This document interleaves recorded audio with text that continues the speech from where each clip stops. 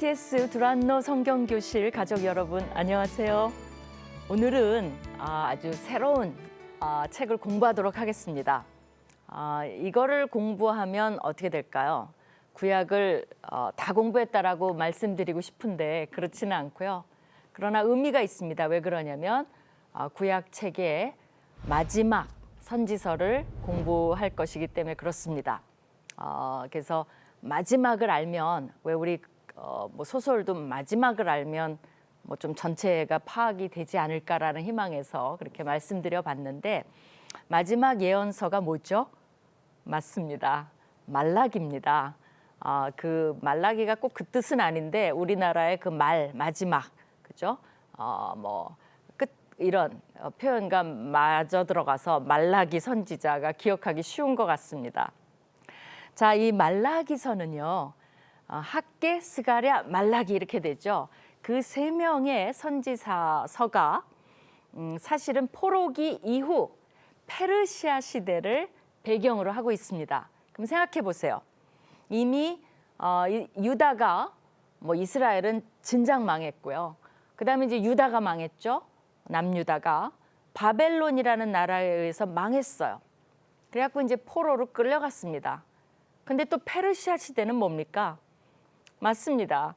이 바벨론이라는 나라가 페르시아에 의해서 점령을 당해버렸어요. 그럼 이게 어떻게 됩니까? 이게 점령은 바벨론에 당했는데 또 페르시아가 그 위에 또 점령을 했으니 이게 이제 사람들이 세월이 오래 지나고 그야말로 이제 페르시아 지역의 디아스포라로 흩어져서 유대인들이 이름 없이 이렇게 이제 살아가는 그런 포로기 이후 모습이 이제 그려져 있습니다. 근데 이제 그거를 조금 더 극화해서 그려진 것이 사실 에스더입니다. 에스더가 페르시아 왕의 부인이 됐잖아요. 거기에 보면 그 에스더도 본인의 유대인 이름을 이제 감추고 창씨 개명을 한 거죠. 이름을 바꿀 만큼 어떻게 보면 페르시아가 너무나 거대한 제국입니다. 그 당시 뭐 인도까지 해서 저쪽 막 유럽까지 다 쳤기 때문에 이스라엘이라는 그 민족은 그야말로 관심도 없어요. 어느 정도 관심이 없어요? 하만이 거래를 했죠. 내가 돈을 줄 테니까 이 민족 이름도 거론을 안 했어요. 이 민족 나한테 맡겨라 하니까 왕이 도장을 찍어줄 만큼 우리는 이스라엘이 대단하지만 페르시아 왕한테는 그렇게 존재감이 없는 민족이었습니다. 되게 불쌍하죠. 이제 그런 시대를 그린 것이 학개, 스가랴, 그다음에 말라기입니다. 그래서 이제 여러분들이 그것을 좀 염두에 두면서 말라기를 봐야 되겠고요.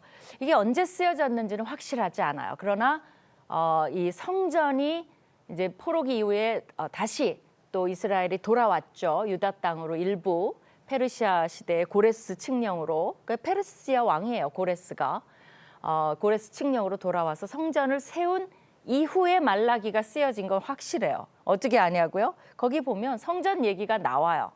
그러니까 그 이후로 보는 것은 확실합니다. 그래서 이제 어떤 사람은 여러분 이제 숫자 좀 복잡하시긴 한데 450년에서 400년대 쓰여졌다. 이때가 이제 에스라 느헤미야 시대입니다. 이때 쓰여졌다라고 주장하는 학자도 있고요.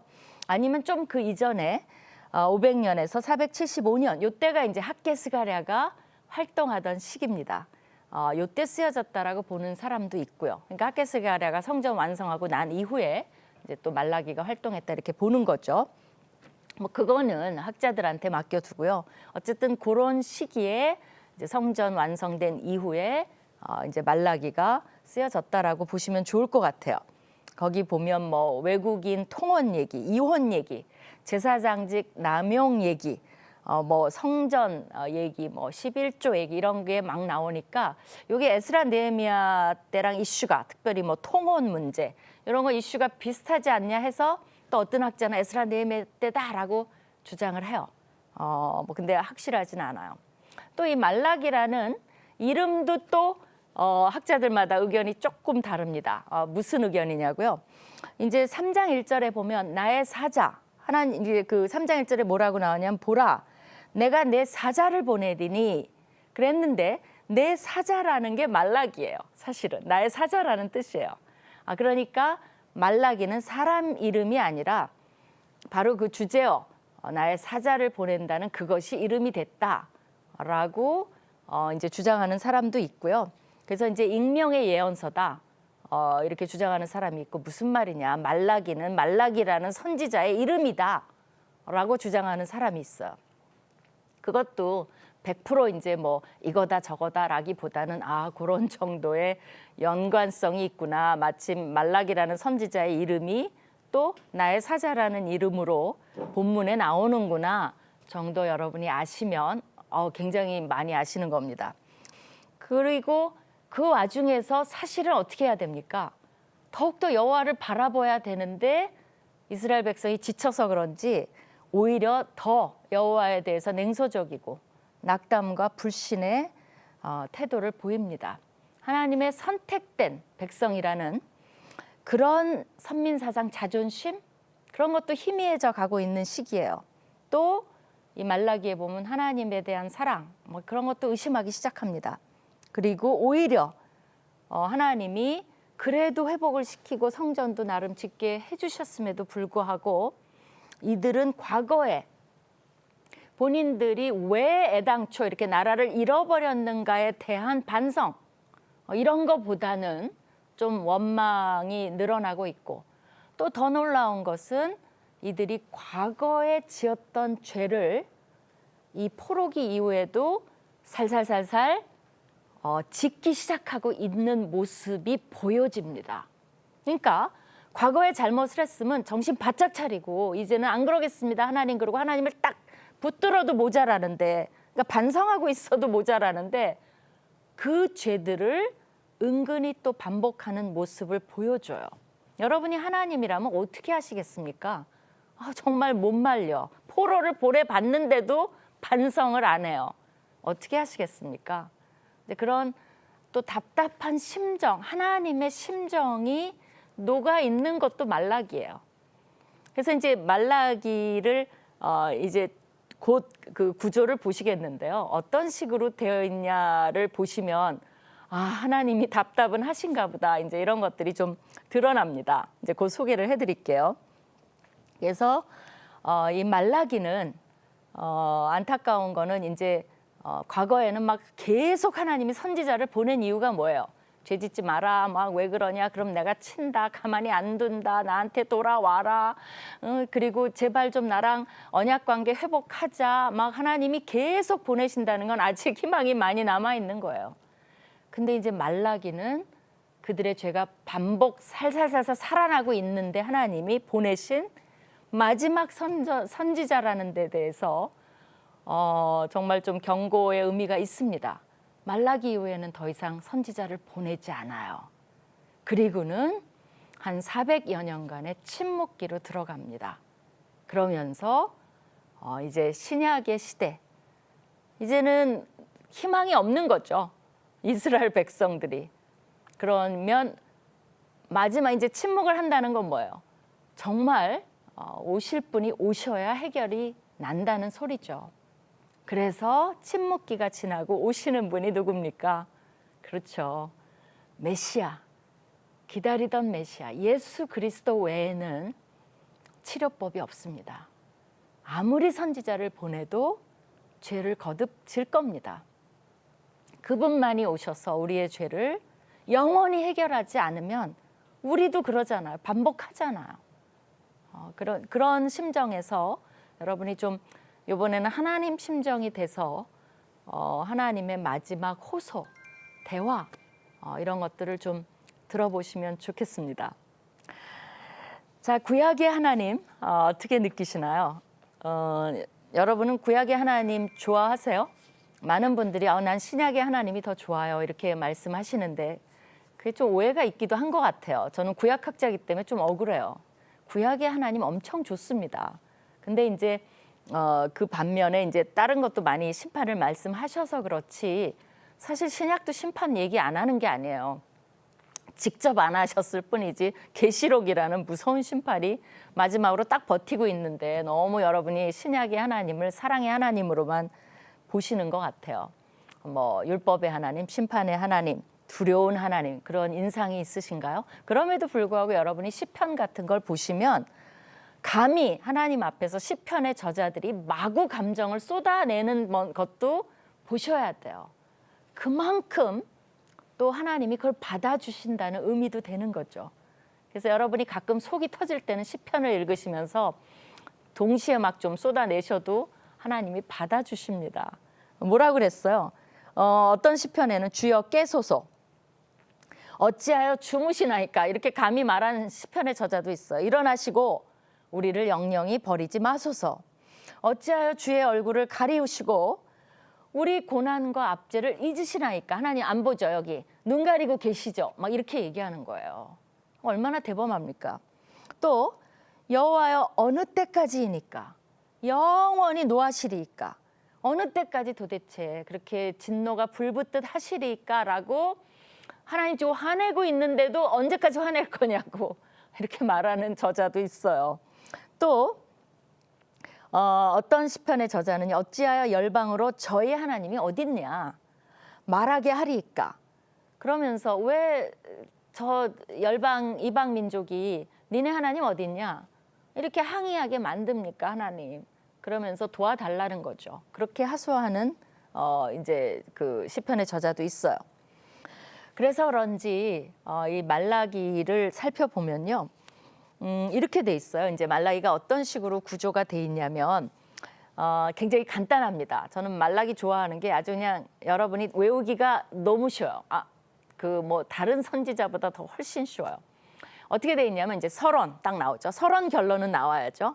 그 다음에 6번의 논쟁으로 돼 있습니다. 그래서 외우기도 쉬워요. 첫 번째 논쟁, 두 번째 논쟁, 세 번째 논쟁, 네 번째 논쟁, 다섯 번째 논쟁, 여섯 번째 논쟁. 끝이에요. 그거 못 외우시는 분 없으시죠? 몇 가지 논쟁이라고요? 6가지의 논쟁으로 나옵니다. 그게 이제 재밌는 게 아까 하나님이 굉장히 답답하다 그랬죠. 그래서 하나님이 말씀하세요. 이렇다 그러면 그 이스라엘 백성들이 거기에 대해서 반문해요. 좀 따져요. 뭐 그렇다는 말입니까? 언제 그랬어요? 막 이렇게 따져요.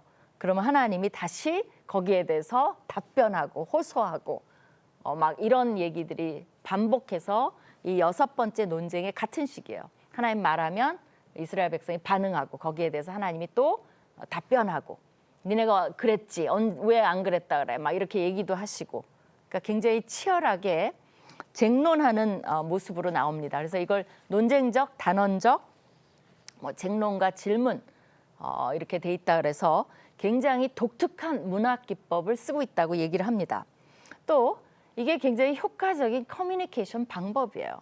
여러분 가부장적인 아주 권위주의적인 가정에서는 감히 아버지가 뭐라 그러면 뭐 거기에 반응을 합니까? 그냥 네 그러죠. 근데 그렇지 않은 하나님이라는 거예요. 그래서 여러분이 이런 하나님을 좋아하시면 좋겠어요. 구약의 하나님입니다. 그죠? 그래서 구약에도 아주 좋은 하나님의 모습이 많아요. 또 이런 이제 수사학적 질의응답 형식이 후기 랍비 문화의 또 랍비 학교의 특징으로 이런 것 때문에 자리를 잡았다고까지 이야기를 합니다. 그래서 왜 유대인들 보면 계속 쟁론하잖아요. 뭐 식탁에서도 계속 아버지와 아들이 뭐 유대인 교육 비법 해갖고 질문하고 답하고 뭐 막 이런 식으로 쟁론하는데 그게 그렇게 교육에 좋다고 하죠. 그래서 하나님이 아주 좋은 밥상머리 교육, 또 가정에서의 교육, 학교에서의 교육, 또 하나님과 우리 관계에서의 교육의 본을 또 말라기를 통해서 잘 보여주셨다라고 말을 합니다. 그래서 이것이 강의 교육의 선구라고까지 이야기를 합니다. 그래서 말라기에 우상, 이혼, 11조, 뭐 사회 정의 문제, 제사 문제, 지도자 계층 이런 것들에 대한 이슈와 경고와 또 하나님의 심정들이 막 섞여 있어요. 기대되시죠? 재밌습니다. 저는 구약이 참 좋아요. 그러면 이제 하나하나 살펴보면서 말라기의 어떤 메시지, 어떤 논쟁들이 6가지가 다 기다리고 있는지 오늘 그 첫 논쟁은 하겠습니다. 이제 보실 거예요. 그래서 말라기를 펴주시고요. 1절에서 5절을 보도록 하겠습니다. 1절은 이렇게 돼 있어요. 여호와께서 말라기로 이스라엘에게 말씀하신 경고라라고 돼 있습니다. 하나님이 말씀하셨다는 거죠. 경고는 뭐 이렇게 경고를 준다라는 말보다는 계시의 말씀이라는 뜻이에요. 그래서 이거는 하나님의 말씀 맞습니다.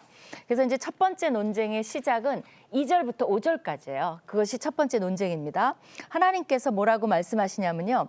내가 뜬금없이 이러세요. 내가 너희를 사랑하였노라라고 이야기를 해요. 근데 이거는 한 번 딱 사랑했나 그 말이 아니에요. 여기 보면 그 이제 현재 이게 시제로 보면 현재형과 다름없이 이런 말이에요. 내가 여전히 너희를 사랑하노라 그 말이에요. 그러니까 계속해서 사랑해 오셨고 지금도 여전히 너희를 사랑한다라고 얘기를 해요. 말라기의 첫 주제는 사랑이 주제입니다. 사랑이 뭐길래, 그죠? 하나님이 난 여전히 너희를 기억하고 사랑해라고 표현을 해주십니다. 현재형이에요. 그랬더니 이거에 대해서 너무 이 말라기의 주제에 대해서 이제 예를 들면 그 신명기는 하나님의 조건 없는 사랑이라고 얘기를 합니다.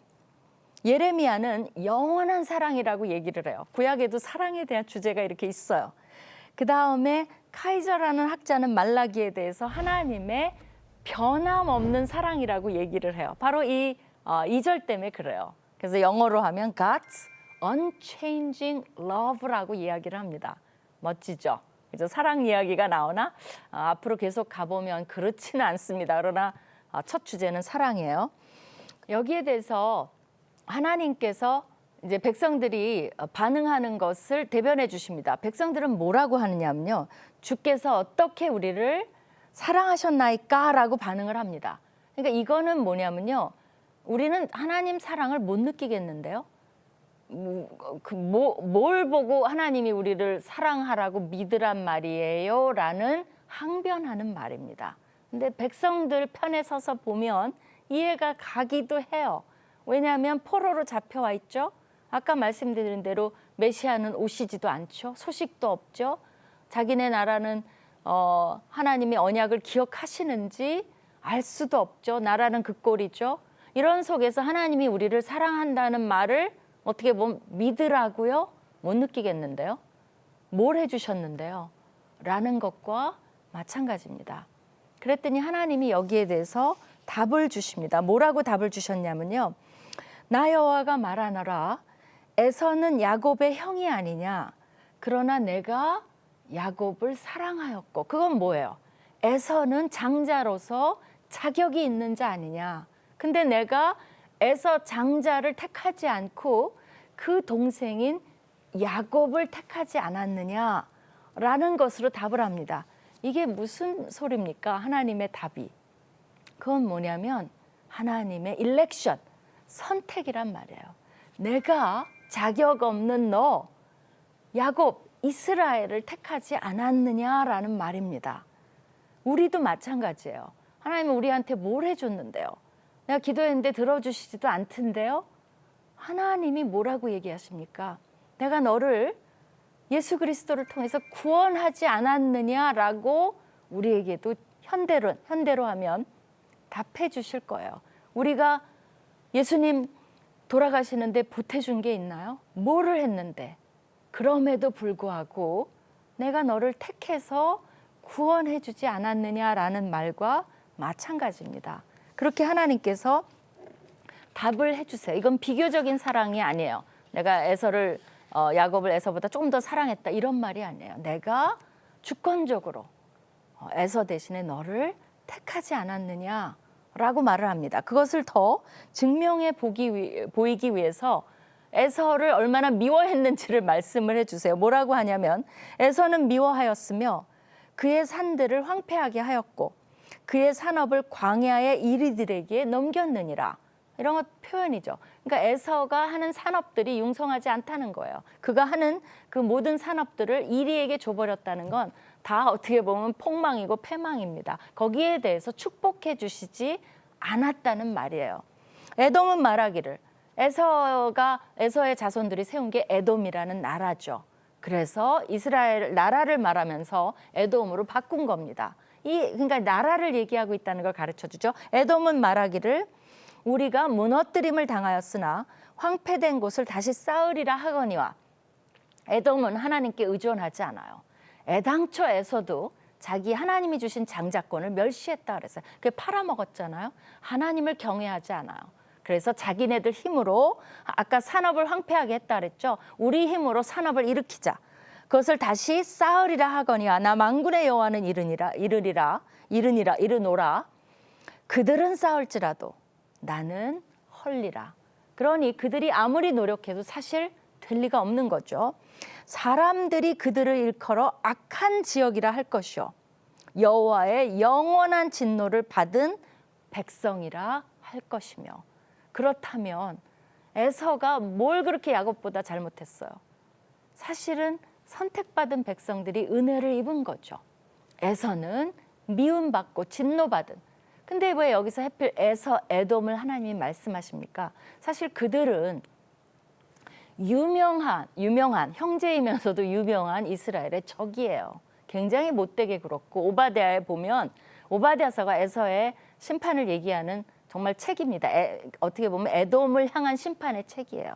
그건 뭐냐면 에돔만 미워한 게 아니라 그 에돔이 하나님의 백성의 적을 대표하는 대명사로 쓰였을 뿐이에요.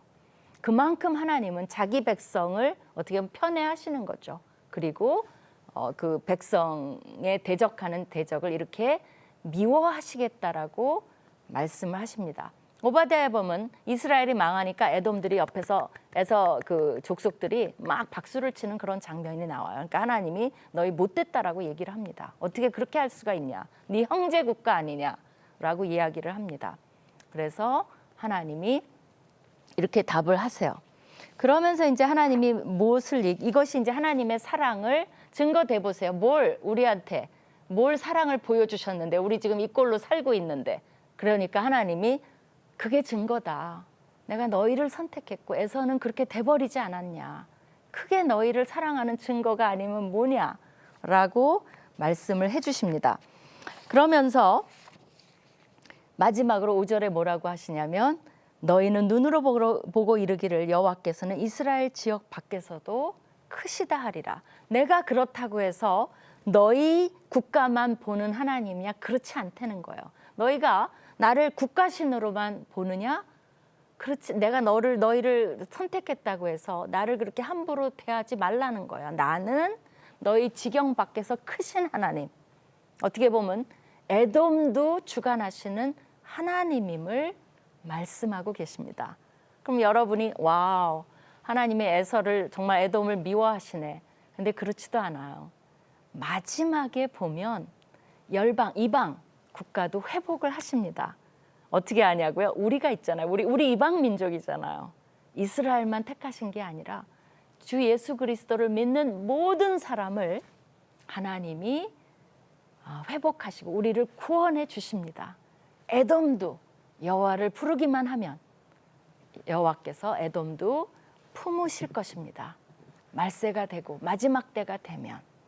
그래서 우리도 나만 선택받은 게 아니에요. 부지런히 전도해야 되고 안 믿는 사람이 주님께 돌아올 때는 하나님이 그들을 다 품으십니다. 그리고 뭐라고 얘기해요? 내가 여전히 너희를 사랑하노라 라고 말씀을 하십니다. 여러분이 하나님의 사랑을 지금 못 느끼고 계실 수도 있어요. 힘들어서. 근데 하나님은 이 말을 기억하기를 원하세요. 내가 너를 택하지 않았느냐. 너를 여전히 변함없이 God's unchanging, 변함없는 사랑으로 너를 사랑한다라고 이 말라기의 첫 메시지를 주고 계십니다. 좋죠? 나머지 5가지의 논쟁은 뭐가 될지 기대해 주시기 바랍니다. 다음 시간에 뵙겠습니다.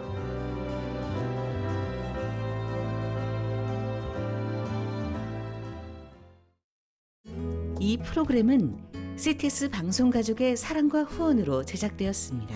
후원전화 02-6333-1003번, ARS 060-808-1004번으로 전화주세요.